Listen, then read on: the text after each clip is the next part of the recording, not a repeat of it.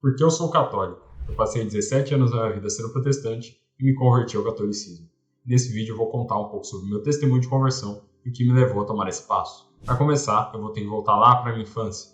Eu nasci em berço católico, minha família toda era católica, mas quando eu tinha cerca de 4 anos, um tio da minha família começou a frequentar a igreja presbiteriana, uma igreja protestante. E nisso, minha família foi influenciada e começou a frequentar juntamente a ele. Passei muito tempo da minha infância realmente indo nos cultos da igreja protestante, tendo esse contato próximo com o pessoal da igreja, tanto que eu frequentava a UCP, que é a União das Crianças Presbiterianas, e tinha esse contato bem próximo com a igreja. Desde que eu era pequeno, eu tinha realmente esse amor por Jesus Cristo, essa busca por Jesus. Eu tinha muito medo, eu lembro de ofender a Jesus no jeito que eu falava, no jeito que eu me comunicava. Às vezes, quando eu era criança, eu falava palavrão, eu perdão Deus, perdão Deus, perdão Deus. Tinha realmente esse medo, esse receio de ofender a Deus. Tinha um amor por Jesus desde pequeno, mesmo que ainda não fosse da forma plena como é encontrado dentro da igreja católica. No entanto, na minha vida dentro da igreja, eu nunca fui de estudar tão a fundo sobre a religião naquele período.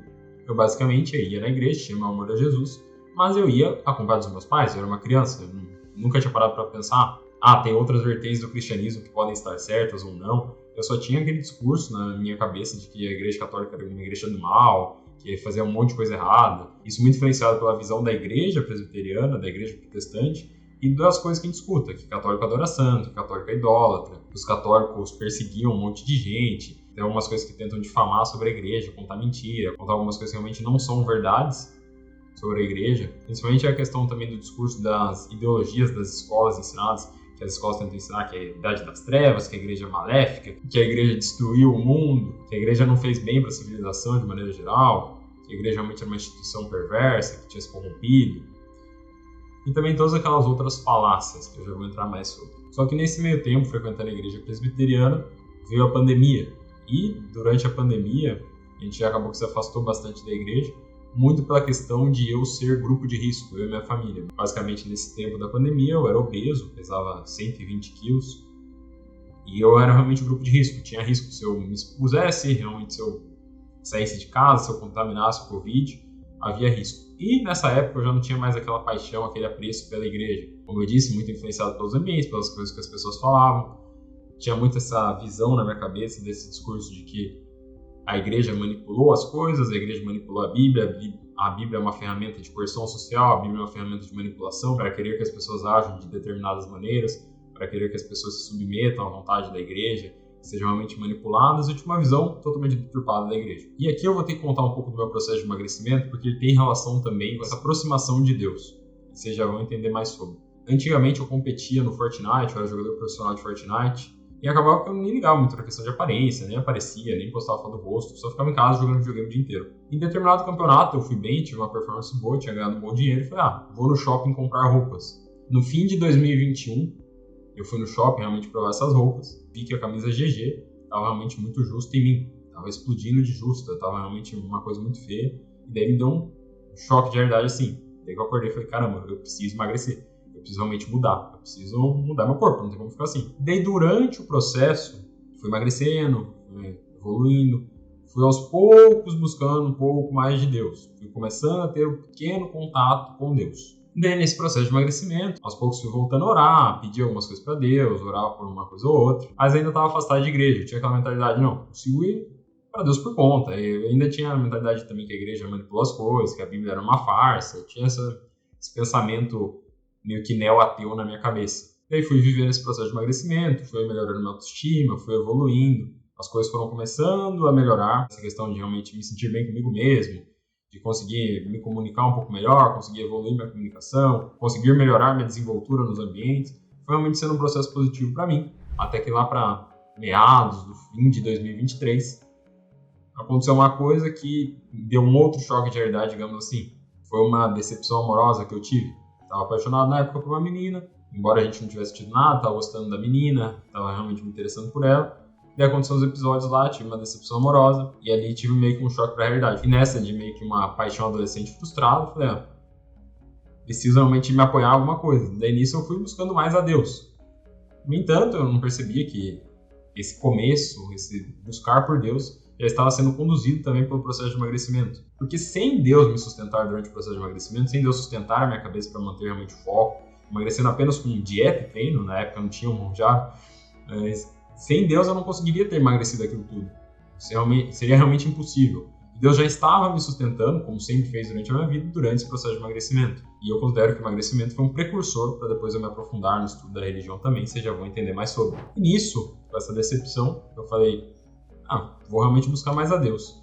Eu peguei para ler a Bíblia, creio que é a tradução Almeida, não lembro exatamente qual, mas da versão presbiteriana, porque eu ainda me identificava com a igreja protestante. Eu nem estava entendendo sobre catolicismo, buscando estudar sobre catolicismo. E nisso eu peguei e li a Bíblia em 3, 4 meses, peguei e li a Bíblia inteira e me apaixonei muito pelo que estava ali, realmente por todo o conhecimento da Bíblia e principalmente pelo Novo Testamento, das cartas paulinas.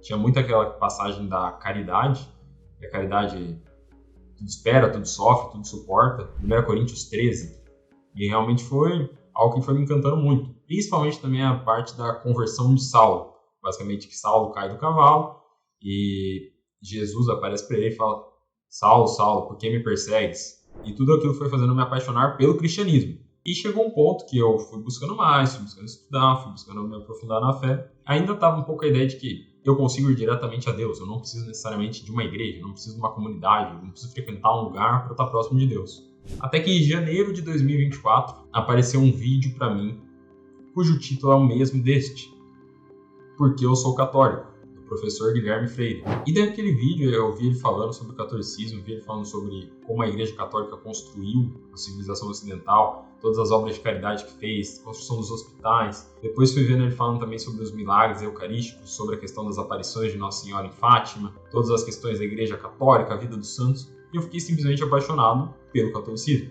E ele deu um conselho muito valioso naquele vídeo. Mesmo que você não acredite, mesmo que você ainda não tenha realmente essa fé, comece a ir na missa, comece a frequentar a Santa Missa todos os domingos. E eu decidi seguir esse conselho. Na época eu até chamei minha família para ir junto, porque basicamente todos nós havíamos nos afastado da igreja presbiteriana. A gente tinha deixado de frequentar, a gente continuava acreditando em Deus, mas com uma relação muito fria, uma relação muito distante. E nisso a gente começou a ir. Minha irmã aceitou mais de boa, minha mãe ficou mais reticente, ela tinha ainda muito aquela ideia de que católica adora santo, católica é tudo idólatra, a igreja católica é perversa, isso que aquilo. Mas após muita insistência ela começou a frequentar também. E nesse meio tempo eu fui buscando crescer na questão do estudo da fé, fui buscando crescer e me aprofundar nas leituras espirituais, nas leituras filosóficas. Peguei e li a obra inteira de Platão, peguei e li muitos livros de santos. Aqui na biblioteca vocês podem ver, tem um monte de livro, eu li muita coisa disso, claro que não dá para ler tudo ainda, mas fui estudando muito mesmo. No entanto, ainda nesse processo de conversão, teve um episódio que me chamou bastante atenção e que quase fez que eu realmente começasse a me confundir, tivesse as dúvidas sobre a igreja. E tenho certeza que isso foi um período de provação, um período de tentação, em que Satanás estava tentando fazer que eu me desvirtuasse da igreja verdadeira, da igreja católica do nosso Senhor Jesus Cristo. E basicamente tinha uma Bíblia católica, a gente colocou em casa, eu tive um sonho que a Bíblia católica estava pegando fogo, umas coisas meio bizarras assim que me assustaram na época. E tinha também uma coisa que isso daí realmente impactou bastante, que uma tia minha, protestante, e aqui não estou falando mal dela, não estou falando que ela estava agindo de uma festa, estava agindo de acordo com a sua consciência, estava falando que achava que eu devia seguir a igreja protestante ainda, que a igreja católica era errada, estava falando que achava que eu tinha jeito para ser pastor, que ela via eu sendo pastor, que ela realmente me via com uma missão na igreja presbiteriana. E na minha cabeça eu lembrava muito da época que eu era criança e ia na igreja presbiteriana também. Eu lembrava de quando eu era criança, eu orava com as pessoas, na época eu não falava, rezava. Eu tentava realmente ser uma criança boa, como eu falei no começo do vídeo, tinha medo de ofender a Deus. Eu fiquei lembrando, nossa, quando eu era criança, eu ia na igreja presbiteriana. Eu acho que o nosso Senhor Jesus está falando para mim que eu devo ir na igreja presbiteriana. Eu devo voltar a ser como criança. E nesse meu tempo eu decidi ir à igreja presbiteriana para ver, caramba, será que é aqui? Será que realmente Deus me quer como pastor, como minha tia bem disse? Será que minha missão é aqui? Mas eu estava muito na dúvida e eu já estava muito convencido da Igreja Católica, tanto pela questão de milagre eucarístico, vida dos santos, as aparições de Nossa Senhora, a presença real de Cristo na Eucaristia, a Igreja Católica ter tido São Pedro como seu primeiro Papa e todas aquelas questões que realmente eu fui estudando e fui entendendo. E eu até falei, eu lembro para minha mãe na época, eu falei, mãe, tá, se Deus me quiser na igreja presbiteriana eu vou, eu viro pastor, eu faço a vontade de Deus, mas quando eu estiver perto de morrer na minha velhice, eu volto para a igreja católica porque eu não quero seguir nessa igreja. Eu acho que a igreja católica é certa, eu acho que realmente é verdadeira, mas eu vou para ver realmente o que Deus quer de mim. Eu fui para o culto nessa mesma igreja presbiteriana que eu ia quando era criança, e lá eu me senti muito mal, realmente senti que não fazia parte daquilo. Enquanto eu via as igrejas católicas lotadas, sem ter onde pôr gente, banco extra, banco a mais, realmente as missas, uma coisa incrível que estava acontecendo no catolicismo, e eu via a igreja presbiteriana vazia, a igreja presbiteriana que eu fui, sem muitas pessoas, as mesmas pessoas de quando eu tinha, as mesmas pessoas que frequentavam quando eu era criança. Eu falei, caramba, igreja católica crescendo, todo mundo buscando a fé católica, muito testemunho de conversão, e a igreja presbiteriana vazia. Eu comecei a sentir uma angústia muito grande já durante o culto, e saindo do culto eu falei, não é aqui meu lugar não, Deus não me quer aqui, eu tenho que ser católico, vou continuar sendo católico. E daí eu entendi um pouco mais sobre aqueles resquícios de memória de quando eu era criança, dessa época realmente como criança, eu gostava criança, e não era a ideia, e aqui eu não estou falando que eu tive visão, coisa desse sentido, não, mas eu lembrei muito durante esse processo de conversão da época que eu era criança, mas a certeza que eu tive que não era Deus falando para eu voltar à igreja protestante, à igreja presbiteriana, mas eu voltar a agir como criança, voltar a ter aquele amor por Jesus Cristo, voltar a ter aquele amor pelas almas, aquele amor por rezar pelos outros, aquele amor por ser caridoso, aquele medo de ofender a Deus que eu tinha quando eu era criança, como eu bem citei. Depois desse episódio, realmente tive bastante convicção de que Deus não me queria na igreja protestante, na igreja presbiteriana, de maneira geral, que era o que eu frequentava. E aqui, entrando um pouco mais no processo que consolidou a fé, que vem consolidando, que fez com que eu recebesse sacramentos, que ajudou minha família também a se converter novamente ao catolicismo, eu vou entrar aqui nos detalhes que tem também relação com o que eu falei anteriormente. Eu comecei a estudar muito, como eu citei, comecei a ler demais, li muitos livros ano passado, se não me engano li 63, 64 livros, realmente busquei a verdade, busquei a fundo, e busquei estudar muito também sobre a questão da história dos santos, milagres eucarísticos, aparições de Nossa Senhora, tradição da igreja, a história da igreja, todas essas questões que eu fui buscando estudar e entender mais a fundo. E alguns dos argumentos foram muito fortes, a questão de São Pedro ser o primeiro papa da igreja católica, tanto que quando eu apresentei esse argumento para minha mãe, que eu tinha falado anteriormente que ela estava muito reticente à questão de ir à igreja católica, ela falou, não, a partir de agora eu sou católica. Como que eu não vou ser católica? São Pedro, o primeiro papa, andou com Jesus Cristo, e foi o primeiro papa da igreja católica, não tem como não ser católica. Foi essa a resposta que ela me deu, e isso ajudou no processo de conversão dela também. E até contextualizando um pouco aqui, abrindo parênteses, toda a minha família, meu pai, minha mãe e minha irmã, voltaram à igreja católica, graças ao bom Deus, graças à oração e intercessão da Nossa Senhora. Então, continuando basicamente a questão de São Pedro, seu primeiro papa, isso me ajudou muito a ter certeza realmente a igreja católica do nosso Senhor Jesus Cristo. Segunda questão, que isso é o que me mantém católico, vai sempre me manter católico, é a questão da presença real de Cristo na Eucaristia em corpo, sangue, alma e divindade. Nós católicos acreditamos que quando o padre profere as palavras, santificai, pois estes dons, derramando sobre eles o vosso Espírito, a fim de que se torne para nós o corpo, sangue do nosso Senhor Jesus Cristo, a gente acredita que a partir daquele momento Jesus Cristo está presente no altar, em corpo, sangue, alma e divindade.